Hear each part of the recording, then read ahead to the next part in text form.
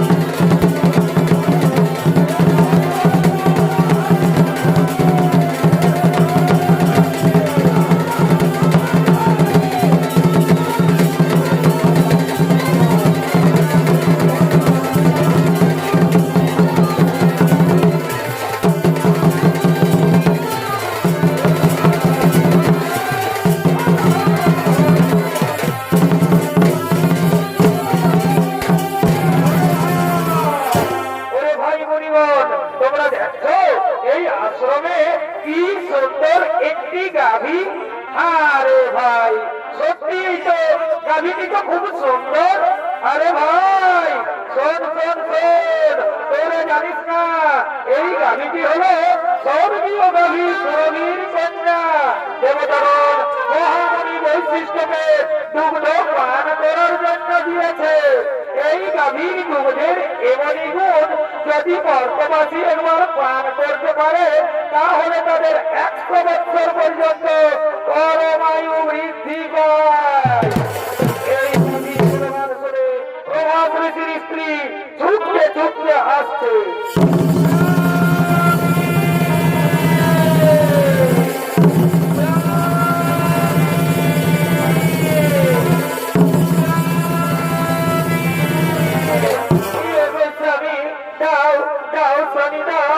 এই গাভীটি তুমি আমায় হরণ করে দাও। এই গাভীটি আমার ভীষণ প্রয়োজন। এই গাভীটি আমি বর্তমানে নিয়ে যাব আমার প্রিয় বান্ধবীকে। এই গাভীটি উপহার দেব। দাও দাও স্বামী দাও, এই গাভীটি তুমি আমায় হরণ করে দাও। না প্রিয় না, এই গাভী আমরা হরণ করতে পারবো না। তাছাড়া আমরা মুনি ঋষিগণ এই গাভী হরণ করে আমরা কি করবো? ওগো স্বামী, তুমি জানো না মর্তলোকে ঈশ্বরাজির কন্যা জিতবতী আমার প্রিয় বান্ধবী, আমি তাকে এই গাভীটি উপহার দেব। দাও দাও স্বামী দাও, এই গাভীটি তুমি আমায় হরণ করে দাও। ওরে ভাই মণিগণ, ওরে ভাই মণিগণ, তোমরা বলো তো আমি এখন কি করব? শোনো শোনো প্রভাত ঋষি, তুমি কি করবে তাই আমরা বলতে পারবো না, তবে এটা আমরা বলতে পারি এই গাভী তুমি যদি হরণ করো তাহলে মহামণি বৈশিষ্ট্য আমাদের কাউকেই ছাড়বে না। তুমি না বলো না স্বামী, দাও দাও স্বামী দাও, এই গাভীটি তুমি আমায় হরণ করে দাও। এই গাভীটি আমি মর্তলোকে নিয়ে যাব আমার প্রিয় বান্ধবীকে, এই গাভীটি উপহার দেব। দাও দাও স্বামী দাও, এই গাভীটি তুমি আমায় হরণ করে দাও। ওরে ভাই মণিগণ, ওরে ভাই মণিগণ, তোমরা একটু দাঁড়াও, আমি এক্ষুনি এই গাভীটি হরণ করি।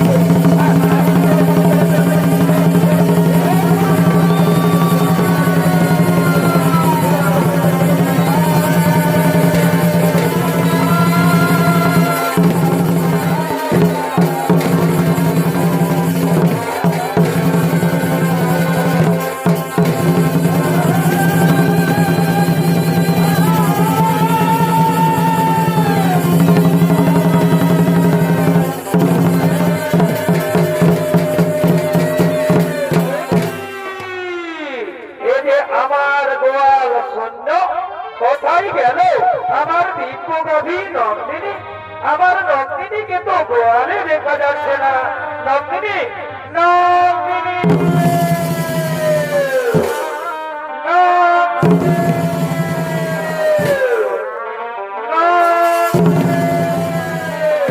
তাই তো আমার দিব্য গাভী নন্দিনীকে তো কোথাও দেখতে পাওয়া গেল না। তাহলে নিশ্চয় আমার গাভী নন্দিনীকে হরণ করে নিয়ে গেছে। হ্যাঁ হ্যাঁ, আমায় ধ্যান জমে দেখতে হবে কোথায় গেল আমার দিব্য গাভী নন্দিনী।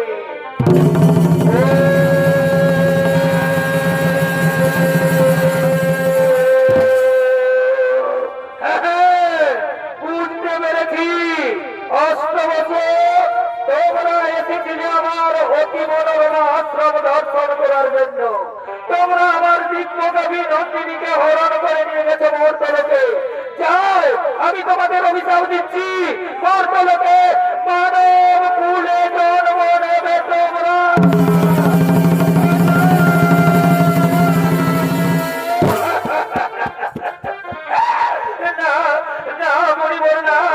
আপনি আমাদের এত বড় অভিশাপ দেবেন না মণিবর।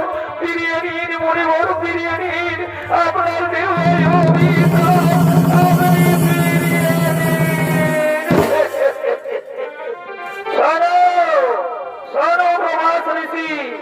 একবার যখন মন থেকে বাক্য বের করেছি বলবেই তোমাদের মানব কুলে জন্ম নিতেই হবে। মোর তলকে যদি আমাদের মানব কুলে জন্ম নিতেই হয়, তাহলে আপনি আমাদের মুক্তির উপায় বলে দিন। শোনো, শোনো প্রভাস ঋষি, যাও মোর তলকে দেবী গঙ্গার গর্ভে মহারাজ শান্তনুর ঔরসে জন্ম নেবে তোমরা। বাকি 7 জন ঋষি যারা তোমার সঙ্গে ছিল তাদের অপরাধ একটু কম, তাই তারা জন্মের পরেই মুক্তি লাভ করে ফিরে আসবে এই বলেছে। আর যেহেতু তুমি তোমার স্ত্রীর কোথায় আমার দিব্য গভীর নন্দিনীকে হরণ করে নিয়ে গেছে মোর তলকে, বেকার